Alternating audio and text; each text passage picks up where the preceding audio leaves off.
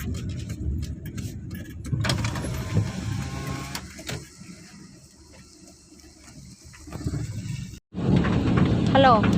രതീഷ് തടിക്കാരൻ. താങ്കളുടെ ഫ്ലെക്സ് ആണ് ഇപ്പോൾ നമ്മൾ കണ്ടത്. എന്താണ് താങ്കൾക്ക് പറയാനുള്ളത്? ഉള്ളിൽ എവിടെയോ ഒരു പൊടിക്ക് സന്തോഷമുണ്ടല്ലോ. ഫ്ലെക്സ് കണ്ടതിൻ്റെയാ? ആരെങ്കിലുമൊക്കെ നമ്മളെല്ലാം ചെയ്യുന്നത് എന്തിനാണ്? ആരെങ്കിലുമൊക്കെ അറിയാൻ വേണ്ടി അറിയിക്കാൻ വേണ്ടിയാണ്. എന്താണ് നമ്മളിതൊക്കെ ചെയ്തു എന്ന് നമ്മുടെ ആത്മസംതൃപ്തി എന്നൊക്കെ പറയുന്നതിനപ്പുറം ഇതെല്ലാം നാട്ടുകാരിലേക്കൊക്കെ എത്തുക, കുറേ പേര് നമ്മളെ അപ്രീസിയേറ്റ് ചെയ്യുക, അങ്ങനെയല്ലേ? അതന്നെ അങ്ങനെയൊക്കെ ചെയ്യുക, പ്രോത്സാഹനങ്ങൾ തരിക. ഇതൊക്കെ തന്നെയാണ് നമ്മൾ ചെയ്യുന്ന ഓരോ പ്രവൃത്തിയുടെയും ലക്ഷ്യം എന്നത്. ഇതുപോലെ ഓരോന്നൊക്കെ കിട്ടുമ്പം നമുക്ക് കൂടുതൽ എന്തെങ്കിലുമൊക്കെ ചെയ്യാനുള്ളൊരു പ്രചോദനമാണ്. കറക്റ്റ്? നമ്മുടെ സ്വന്തം നാടല്ലത്, നമ്മളിവിടെ വന്ന് താമസിക്കുന്നവരാണ്. ഇത് ശരിക്കും പറയുന്നത് കുറച്ചടുത്താണ് ടീച്ചറിൻ്റെ സ്ഥലം, അങ്ങനെ വേണമെങ്കിൽ പറയാം. എന്നിട്ട് പോലും ഇവിടെയുള്ളവർ ഇങ്ങനെയൊക്കെ ചെയ്യുക എന്നത് പറയുന്നത് നമുക്ക് ഭയങ്കര സന്തോഷമുള്ളൊരു കാര്യം. എന്തൊക്കെ പറഞ്ഞു അപ്പം എൻ്റെ പിന്നിലുള്ള കറുത്ത കരങ്ങൾ നസീർക്ക, പിന്നെ റഫീഖ്, ഷാഹിർ, അപ്പോൾ ഇവരെല്ലാം കൂടെ ചേർന്ന് വെച്ചതാണ് ഞാൻ പിന്നീട് അറിഞ്ഞത്. ഞാൻ വരുന്നതിന് മുന്നേ ആയിരുന്നു സംഭവം വെച്ചത്. എന്തായാലും ഇവർക്കൊക്കെ പ്രത്യേകം നന്ദി പറഞ്ഞേ പറ്റും. സ്ഥലപ്പേര് പറ. ഏത് സ്ഥലപ്പേര്? നമ്മൾ താമസിക്കുന്നത് മനക്കപ്പടി. അപ്പം മനക്കപ്പടി നിവാസികൾക്കിടയിൽ ഇങ്ങനെ ഒരാൾ ജീവിച്ചിരിക്കുന്നു എന്ന് ഇപ്പോഴായിരിക്കും അറിഞ്ഞത്.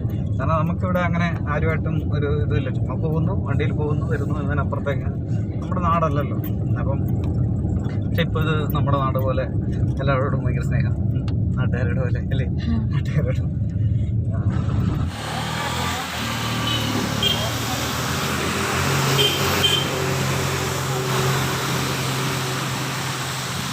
നമ്മുടെ ആ റെക്കോർഡുണ്ടല്ലോ, റെക്കോർഡല്ലാതെ പൊട്ടിക്കുകയാണ്. പൊട്ടിക്കുകയെന്ന് വെച്ച് കഴിഞ്ഞാൽ ആദ്യമേ പൊട്ടിച്ചതാണ്. ജാക്ക് വീണ്ടും ഒന്നുകൂടെ ഒന്ന് പൊട്ടിക്കുകയാണ്. ഞാൻ സ്റ്റിക്കർ ഒട്ടിച്ച് കയ്യിലങ്ങ് കൊടുത്തോട്ടോ. അപ്പം പൊട്ടിക്കട്ടെ. ഇതിനകത്ത് എന്തൊക്കെയുണ്ടെന്ന് പൊട്ടിച്ച് വരുമ്പോൾ എങ്ങനെയാണെന്ന് അൺബോക്സിങ് ഫസ്റ്റ്. ഇതാണ് Indian book of records. Okay, പറഞ്ഞോളൂ. അതിങ്ങനെ ഓപ്പൺ ചെയ്യും, മൊത്തത്തിൽ ഞെടുക്കേ. Yes, okay. പൊട്ടിച്ചതാണ് നമ്മൾ, എന്നാലും ഒന്നുകൂടെ ഇവിടെ ഒരു ഓക്കെ ഓക്കെ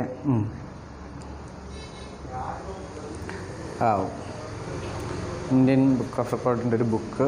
ഇതൊരു ടാഗ് നമ്മുടെ എന്താണ് ഷട്ടിലൊക്കെ കുത്താം. ഒരു ID കാർഡ്. താടിക്കാരൻ രതീഷ് കെ, താടിക്കാരൻ നിന്ന് വരില്ലേ. ID കാർഡ് അവിടെ വെച്ച് ഒരു പെന്നുണ്ട്, പെന്ന്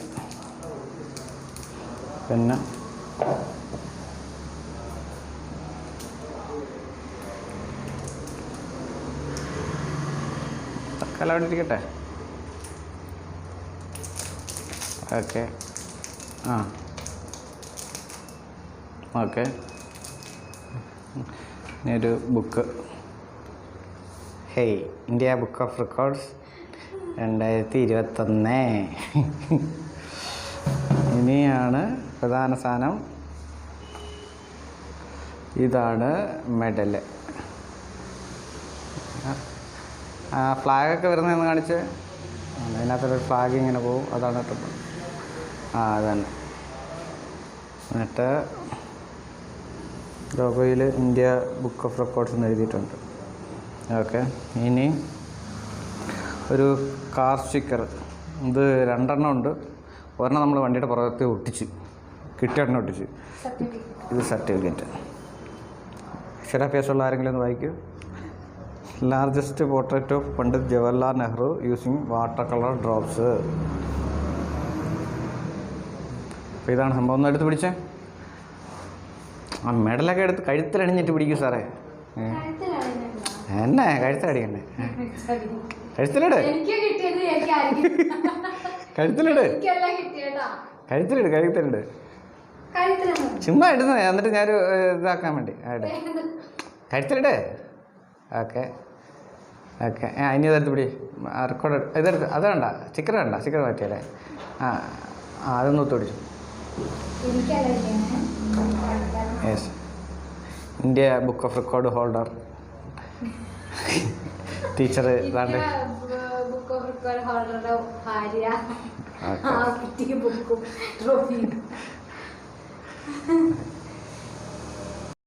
എല്ലാവരും നമ്മുടെ റെക്കോർഡൊക്കെ കണ്ടു എന്ന് വിചാരിക്കുന്നു.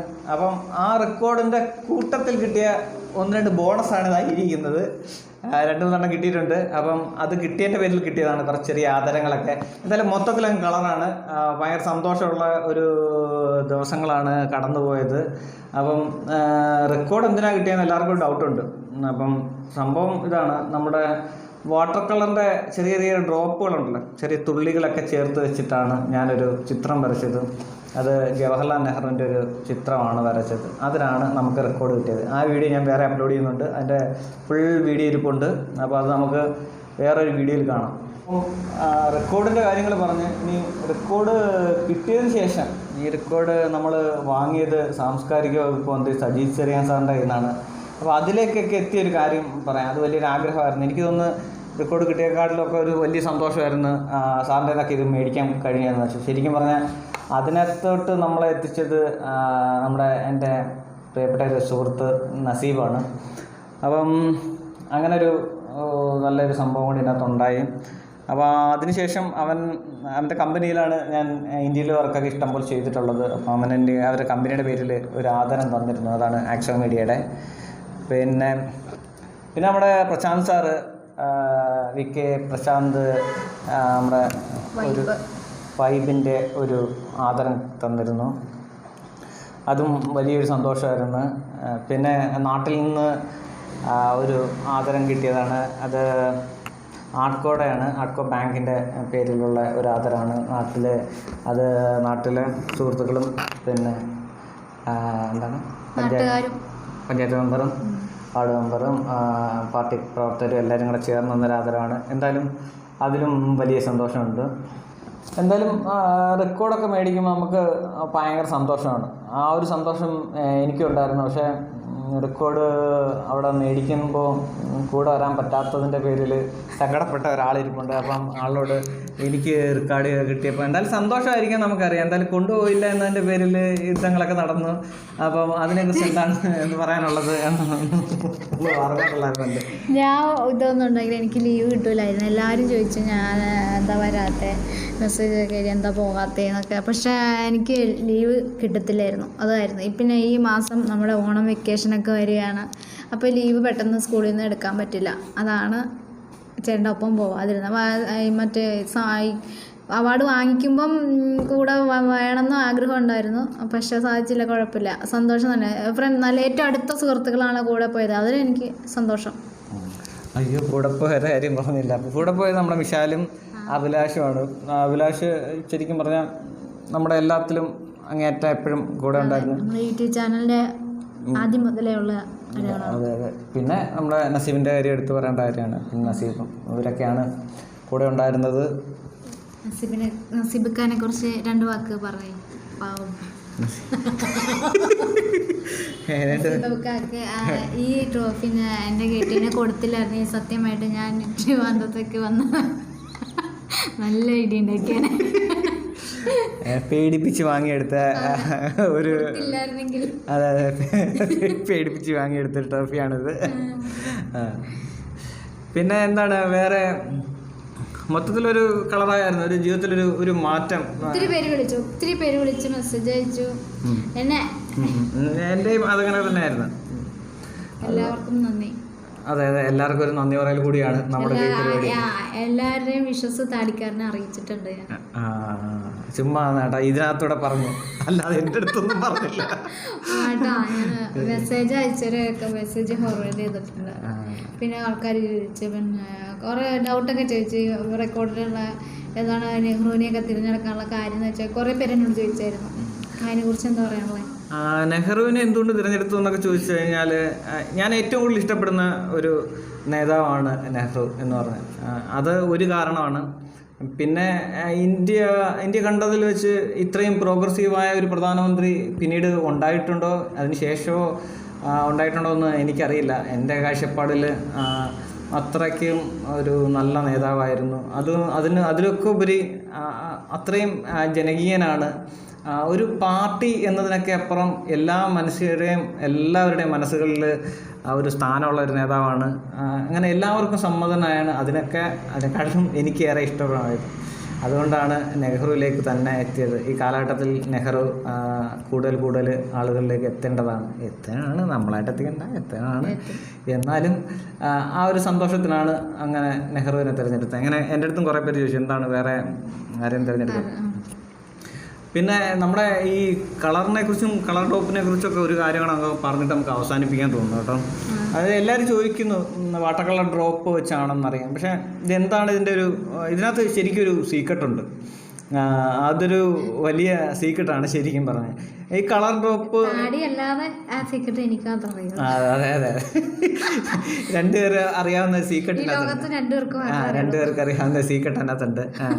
അതെന്ന് വെച്ച് കഴിഞ്ഞാൽ ഞാൻ വെള്ളത്തുള്ളികൾ കൊണ്ട് നമ്മൾ വരയ്ക്കുക എന്ന് തുടങ്ങിയപ്പം വെള്ളം മാത്രം വെച്ച് വരയ്ക്കാൻ വേണ്ടി പല ശ്രമം നടത്തി. ഓരോന്നും ഇങ്ങനെ പരാജയപ്പെട്ടുകൊണ്ടിരിക്കുകയാണ്. ഒന്നും പറ്റുന്നില്ല. എന്തെങ്കിലും വ്യത്യസ്തത കണ്ടുപിടിക്കുക. ശരിക്കും പറയുന്നത് 2 കൊല്ലം മുമ്പുള്ള പരിപാടിയായിരുന്നല്ലേ. ഇങ്ങനെ നോക്കിയിട്ട് ഞാനിങ്ങനെ പല സാധനങ്ങളൊക്കെ ഇങ്ങനെ മിക്സ് ചെയ്തൊക്കെ നോക്കി പല ഇതൊക്കെ അങ്ങനെ ഇന്നപ്പോൾ കാണാം എനിക്കൊരു സ്പാർക്ക് പോലെ ഒരു ഐഡിയ തന്നത് നമ്മുടെ ടീച്ചറാണ്. അപ്പം പറഞ്ഞു ഇങ്ങനെ ഒന്ന് നോക്ക് എന്നൊന്ന് ചെറുതായിട്ടൊന്ന് സൂചിപ്പിച്ച്. പക്ഷേ അതങ്ങ് സക്സസ് ആവുകയായിരുന്നു. അപ്പം വെള്ളം ഇങ്ങനെ നിന്ന് കിട്ടിക്കഴിഞ്ഞാൽ പിന്നെ അതിനകത്ത് കളറ് ചേർക്കാം എന്നൊരു ആശയം അതിലൂടെയാണ് എനിക്ക് കടന്നു വരുന്നത്.